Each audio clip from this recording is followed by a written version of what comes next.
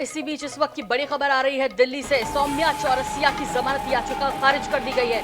पूर्व सीएम की deputy secretary थी सौम्या चौरसिया। सुप्रीम कोर्ट ने 1 लाख का जुर्माना भी लगाया है। इस वक्त की बड़ी खबर आ रही है, आपको बता दें। और सौम्या चौरसिया जो कि पूर्व सीएम की डिप्टी सेक्रेटरी थी, सुप्रीम कोर्ट ने 1 लाख का जुर्माना भी लगाया है। और इस वक्त की बड़ी खबर आ रही है छत्तीसगढ़ के लिहाज से, इस वक्त की बेहद बड़ी खबर कि सुप्रीम कोर्ट ने जहां 1 लाख का जुर्माना लगाया, वहीं जमानत याचिका खारिज कर दी है सौम्या चौरसिया की। तो इसे क्या समझा जाना चाहिए, क्या माना जाना चाहिए? इस बीच आपको बता दें कि सुप्रीम कोर्ट ने 1 लाख का जुर्माना तो लगाया, जमानत याचिका भी खारिज कर दी है।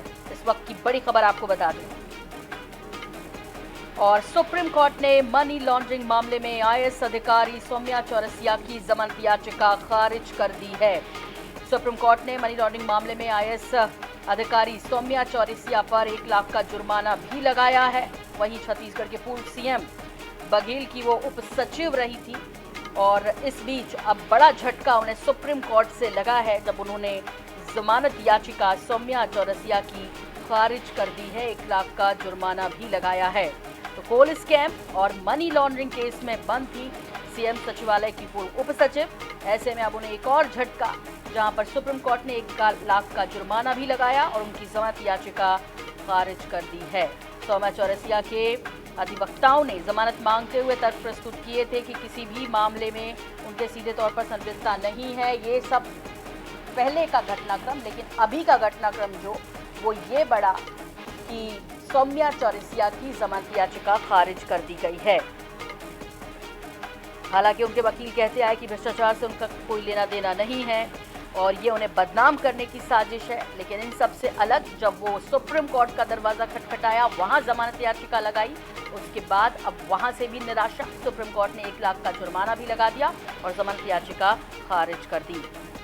तो कोल स्कैम और मनी लॉन्ड्रिंग का ये मामला है। और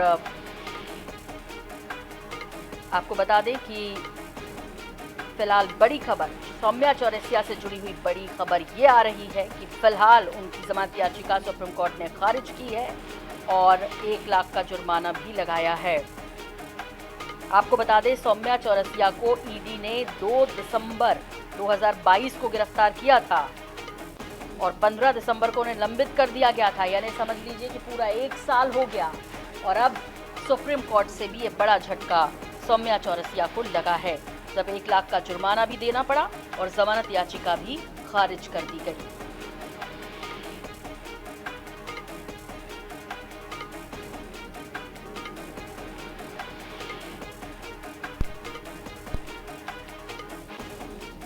तो सुप्रीम कोर्ट से बड़ा झटका लगा है सौम्या चौरसिया को और जमानत याचिका खारिज कर दी गई है। छत्तीसगढ़ राज्य प्रशासनिक सेवा के अधिकारियों और पूर्व मुख्यमंत्री की पूर्व उप सचिव सौम्या की जमानत मामले में आपको बता दें कि ये इसके बाद जब हाईकोर्ट में सुनवाई उनकी पूरी हुई थी और ये मामला आगे बढ़ा, उसके बाद वो सुप्रीम कोर्ट की तरफ रुख कर गई। सुप्रीम कोर्ट ने उनकी जमानत याचिका खारिज कर दी और उन पर 1 लाख का जुर्माना भी लगा दिया है। मनोज नायक से और जानकारी ले लेते हैं, इस खबर को विस्तार के साथ जानते हैं। मनोज, सौम्या चौरसिया को सुप्रीम कोर्ट से भी राहत नहीं, क्या कुछ जानकारी विस्तार के साथ? जी देखिए, कोल परिवहन घोटाले मामले में ईडी ने पिछले वर्ष जो है बड़ी कार्रवाई की थी।